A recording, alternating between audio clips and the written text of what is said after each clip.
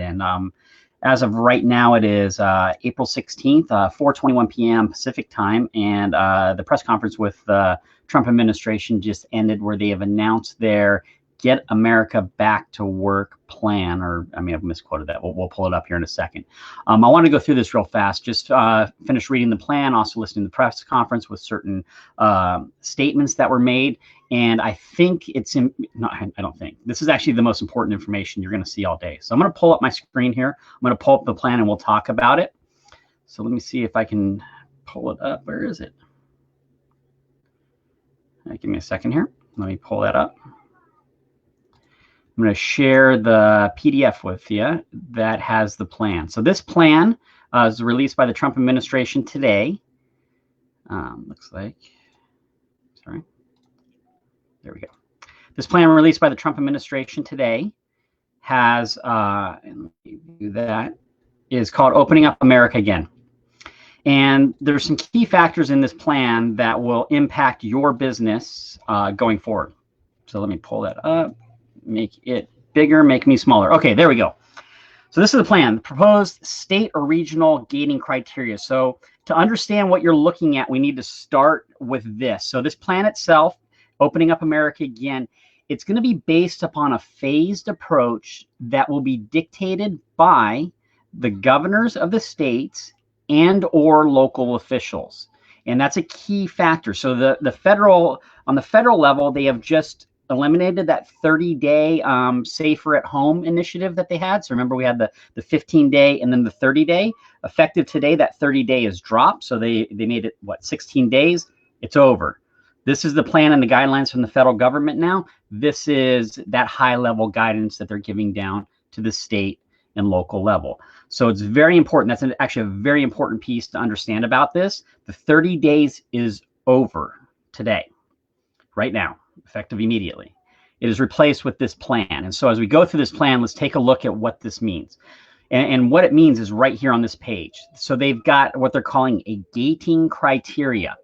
And that gating criteria is based upon the measurement of symptoms, cases, and the effect on hospitals in a state or in a county. And it's they spell it out in black and white, or actually it's kind of like a dark blue and white. But anyways, they spell it out here for symptoms. There's a downward trajectory over 14 days for influenza-like illness. So that's influenza, the normal seasonal flu. The CDC actually tracks this number. I linked it up already. There's a website where they track CDC or influenza infections, and they actually can show you by state or even region. That data is available. Just go search CDC influenza map, and you'll be able to see that map. And if you run the slider on it, what you'll see, I'm actually going to pull that up. Let me share my whole screen so I can make it really make a lot of sense here.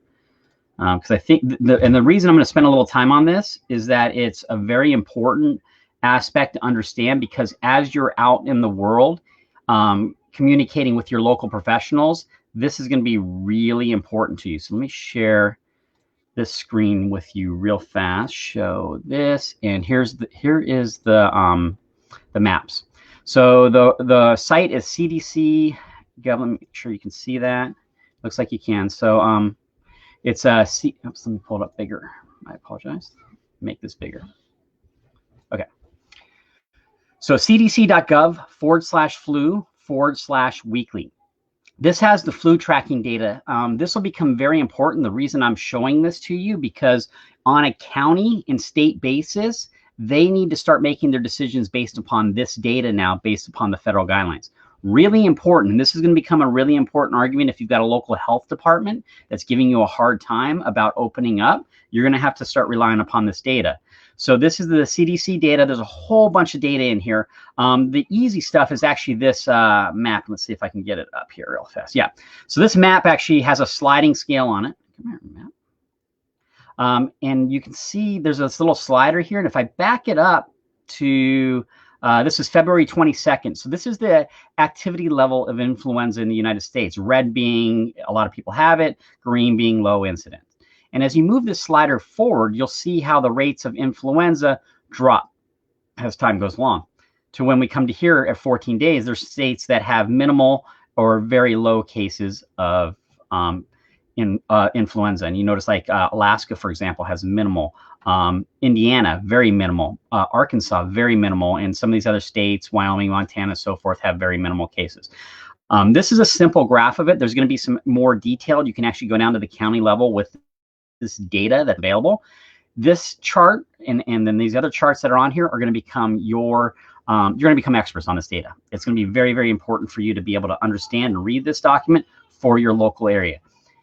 Going back over to the plan, the reason being is if there's a downward trajectory over 14 days and, keyword is and, there's a downward trajectory of COVID-like symptoms over the last 14 days. So those two things, if it shows downward trends going down for 14 days of influenza or COVID, and cases, there's a downward trajectory of documented cases within 14 days, or there's a downward trajectory of positive tests as a percent of total tests within a 14-day period. So that's an or statement in there. And hospitals treat all patients without a crisis set up, and they have a robust testing program in place. That's your gating criteria.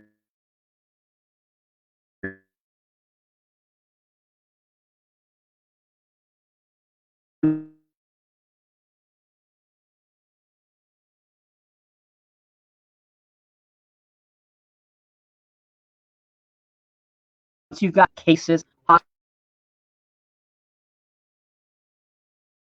otherwise I'll continue on. So let me jump back over to the document. I assume you can see this document on my screen. It's hard for me to tell. Or is it just me that you're seeing? Drop that.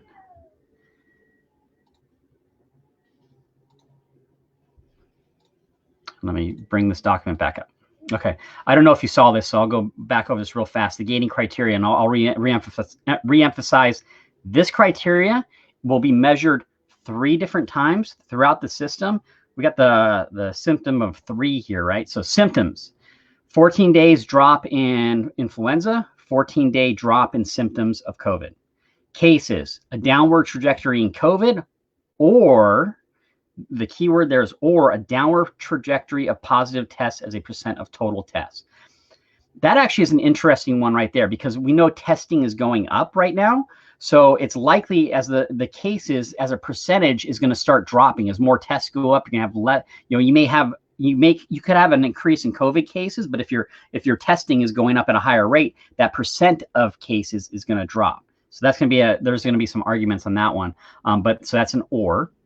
And then for hospitals, they have to not be operating in a crisis situation, and they need to have a robust testing process in place. So that's your criteria. Once you have those criteria in place, you can go on to the phases, and there's 3 phases. Phase 1, and everybody's going to be going through these phases at different times because it relies upon a state or local area. So phase 1. Phase 1 is for states and regions that qualify those gating, right? So they've passed those tests. They got 14 days of drops in influenza, 14 days of drops in COVID for symptoms.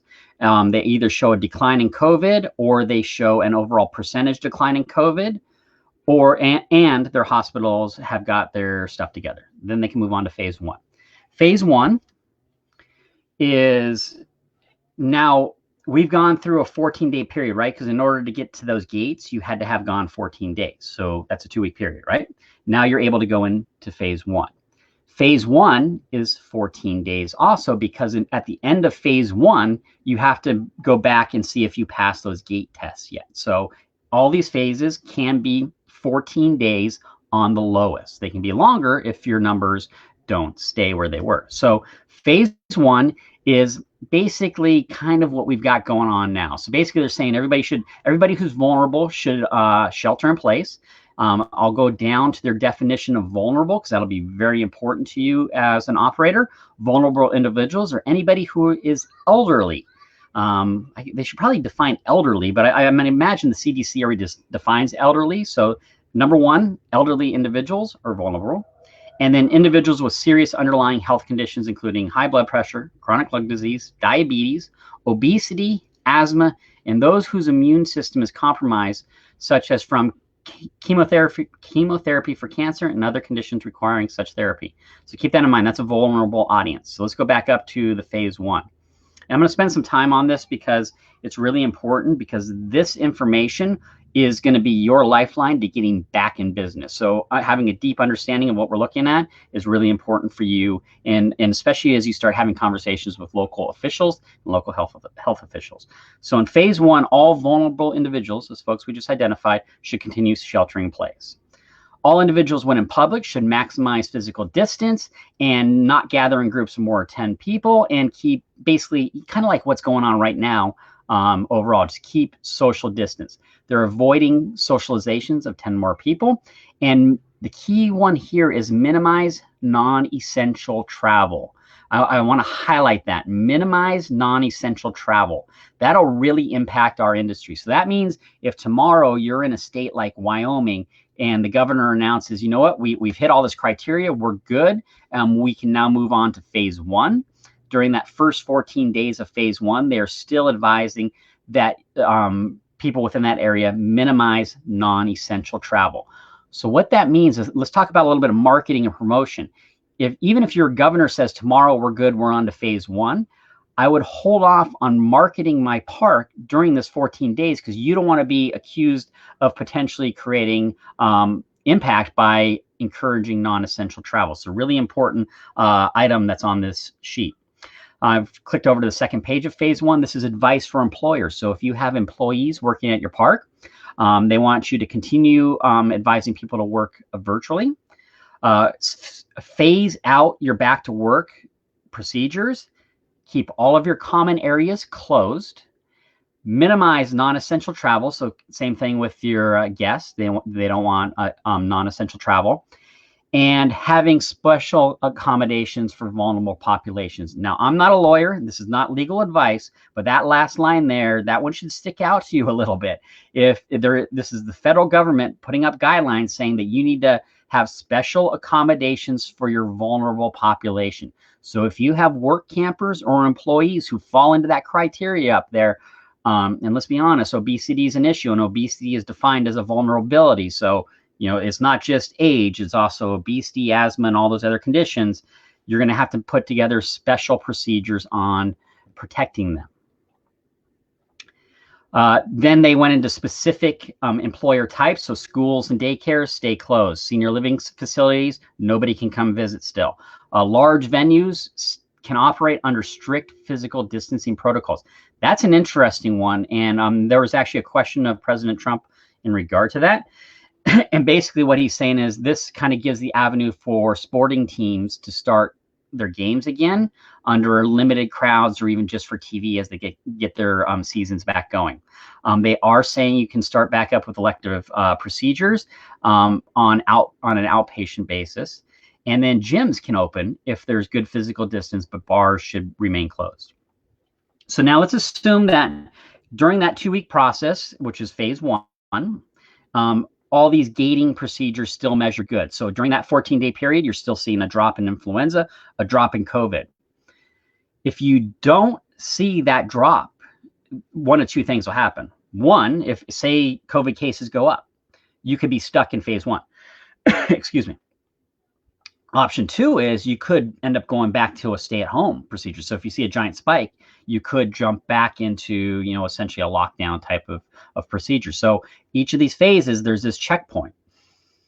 So after 2 weeks, if your symptoms are going down, your cases are going down, and your hospitals are still good, then you can go on to phase 2. Phase 2 is you've passed that first 2-week period of phase 1, and all the numbers look good. Then you go to phase 2. So all vulnerable individuals still should shelter in place. All individuals in public should still have social distancing and maximize distances between themselves. This is a key for us now. Phase 2, non-essential travel can resume. If your state gets to this level, your county gets to this level, that means you can start promoting travel in your area. But you're going to have to be careful here, especially if you're near a state that hasn't hit phase 2. you don't want to be encouraging people from traveling from a phase 1 area into your phase 2 area. We're all going to become phase experts here pretty soon, and potentially bringing the illness in. Because remember, if those numbers don't continue to decline and they go back up, you're going to either be stuck in phase 2 or bumping back to phase 1, or even bumping back to a stay-at-home order. They're going to continue to encourage telework. They still want your common areas closed. And again, there's that line in there. Consider special accommodations for your vulnerable population. I will highlight that one again, because that means you've got a month of this. Even once you get to phase 1, you've got 14 days, then 14 days where you are still making special accommodations for folks that are vulnerable. I'll let the insurance folks, they can probably start looking at that from a legal side, what that's going to mean for them, but it's going to be really important. Let me jump over here real fast to see if there's any questions so far. Okay. Yeah, okay, so I got your question. So watching from Wisconsin, where our order was just extended May 27th. That was probably extended before these guidelines came out. And I hope as I'm going through this, it's going to explain why. So one of the big things, and I'll stop right here and kind of go into an overview of what we're seeing kind of legally. Up until this point, the states have had the go-ahead under the 30-day safer at home order on the federal guidelines to have their states of emergency in place and to have like their wartime footing, where these governors and health officials have had the ability to implement the procedures that they've been implementing. With this switch that just occurred today, just occurred in the last hour, the pressure will be on these states. They will no longer have the federal backing on them to keep things locked down. And if their numbers, especially those influenza and COVID cases, are on the drop, and the number of cases is on a drop, or the percentage is dropping, they're going to have a really hard time keeping you closed on a legal basis. Now, again, I'm jumping into a legal area there. Chrissy Taylor's probably going to whack me over the head for even going there. But you're going to see a lot of pushback on the legal end, where these states are going to be overstepping their bounds. If the CDC is guiding them now, saying, hey, here's your criteria, if they start jumping outside of that, they better have a really good health reason for doing that. So what this does is I would start looking at that CDC page I showed you, looking at that map, pulling down that data for your county level. And I think in a lot of cases it'll be state level, but if you've got a restriction, like there's some counties up in New York, hey, Jeff, Mark, you listening? There's some counties up in New York where they've said you're closed through July 1st. Guess what? That's not going to hold if the case numbers don't support it. So this document that you have here is the strongest piece of ammunition you've received so far in this crisis to start pushing back on local health officials. And I'm not saying do it in a negative way, but you actually have a fact process-based system to start pushing back. So I'll jump back into it. Phase 2, non-essential travel can resume. So that means after your state opens, you go through phase 1, a 2-week, 14-day period where it's still advising or limiting non-essential travel. Then in phase 2, non-essential travel can resume. For your employers, schools and daycares can reopen. This is a significant one. Now, there's some states that have already shut down schools, said they're out for the season, but the daycares can open up. This is actually, if you look into the actual flu viruses and all those diseases that occur, this one's actually a really important line. Anybody who's an expert in the field of virology will tell you that the fastest place viruses spread is through schools and daycares between kids, because kids just aren't as careful. They're closer together. They tend to, pick the other person's booger and then eat it, stuff like that. So viruses get spread really quickly. So the fact in phase 2 that they're saying those can open, that's a significant move. And you're actually going to see a lot of argument and debate on that item there. But I just want to point that out. The senior care facilities visits should be prohibited still in this phase. Large venues can start operating a little bit more freely. They're still saying moderate physical distancing. Moderate's not a really good word, so we're going to have to see definitions on that. Elective surgeries can resume, gyms can open, and now bars can open. So that's phase 2. So some of you got that restaurants and bars, you can start opening in phase 2. Phase 3. So we're 14 days, we're 14, now we're 28. So we're a month into the process here. And your symptoms have gone down for both influenza and COVID. Your number of reported cases has dropped for actual cases, and your hospitals are still doing good. over the course of that month, you can now go to phase 3. Phase 3 is essentially opening things back up. Your vulnerable individuals are no longer on lockdown. They can start moving around, but they're advised to keep good social distance. And low-risk populations are basically advised to minimize crowded environments. Employers no longer have restrictions on the staff. So for that first month, you need to protect your vulnerable employees. Once you get to phase 3, then it opens up. You can start resuming all the normal activities that go on, and there's going to be some limitations, and they're going to be watching these numbers overall. I think this is this is absolutely the most important information we've gotten since that first 15-day order happened. This is an actual plan for coming back online. I advise you to temper. I'd advise 2 things. Download and read and know this document. Then go to the CDC and get to know the data for your area. And after you've done those 2 things, then start listening to the media channels that you listen to. I would caution you not to go to media first. This doesn't necessarily fall in with the narrative they've been putting out there, depending on who you follow or whatnot. So I'd caution you to understand this document first, know what's being guided, and educate yourself on this. We finally have a plan for opening up America again. We will be going back to work. We will get through this. As you can tell, even if you get through phase 1 and phase 2, that's a month-long process. There will be some states that will be announcing over the next few days that they are going to start into this process. States that are more rural. So it was mentioned maybe Wyoming, maybe Montana. Don't quote me on that. We'll see what happens. But you're going to start seeing some states starting into this process. We're all going to have to be careful. Let me jump over and see if there's any questions. The website again for the CDC, let me pop that back up. I'll pull my screen up again. Tell me if,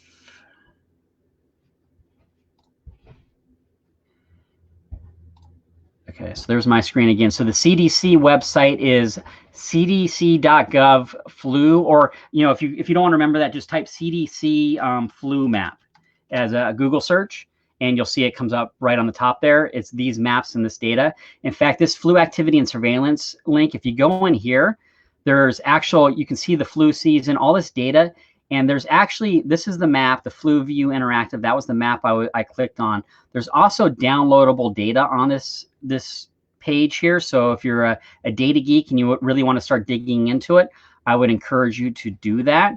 And that's going to become really important where you've got counties that are highly limiting you. States like California, there's going to be a pushback on this, because you have locations like California where they actually are starting to, they kind of fit in here a little bit, where their symptoms, their overall cases and symptoms are actually on the downtrend right now.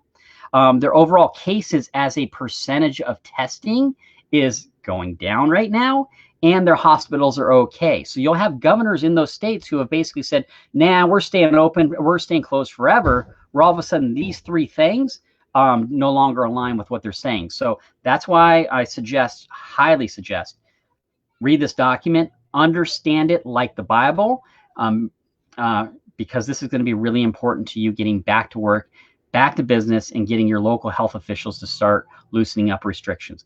In the end, all of this is about people's health and safety. I've never said the flu, this thing is bad or not bad or fake.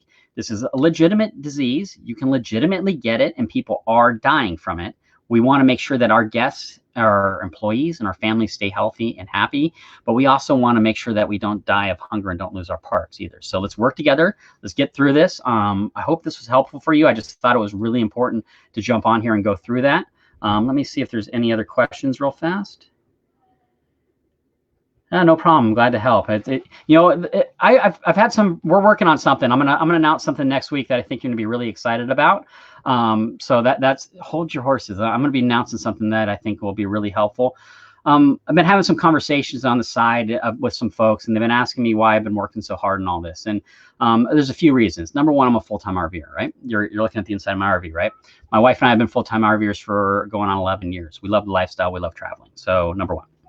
Number two, I love you as a business operator. RV park and campground owners are like the last small business in America, the last entrepreneurs, the folks who build up their businesses from the ground up and run it and just drive it. I love that. I mean, just, you know what it is, right? It's that pride of creating that business. And, I'm an entrepreneur too, right?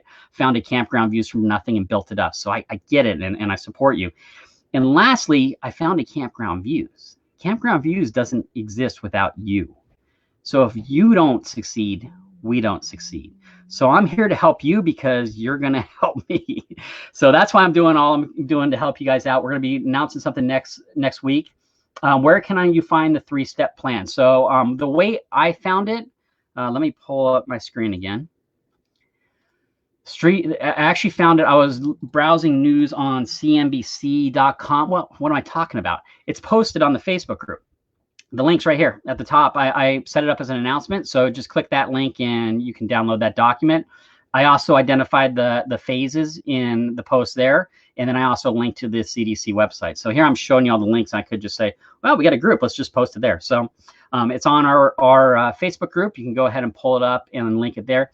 If you don't, just search for the name of the program. It is called the Opening Up America Again plan. I'm sure you'll see this thing everywhere. Download it, learn it, know it, use it. If you're the state directors, the state association directors, you just got the best piece of weapon you've ever had in your life. You now have it in your hand. So learn it, know it, and then all of a sudden we're all going to be experts on mining CDC data. I bet you didn't think you'd know how to mine CDC data as you did this, but hey, we're all going to become data experts. So get to know this data because it's going to be very important overall. I hope that was helpful for you. Good luck. We're on the path out of this, and then stay tuned. Next week, I got some pretty big announcements. If you have any questions, feel free to post them here. If you need any assistance, I can help connect you with folks. We've got some experts that are in this group. Obviously, this group is really expanded because we've kind of helped all of you, with the information stuff. That's my whole purpose, is to help you get through this. So I'm glad you're enjoying it. I'm glad you're all here. I know things are getting hairy. I know people are getting angry, but the nice thing is we now have an actual plan, which means we no longer have to worry about the unknown. We actually can take a little bit of control of our destiny and move ahead.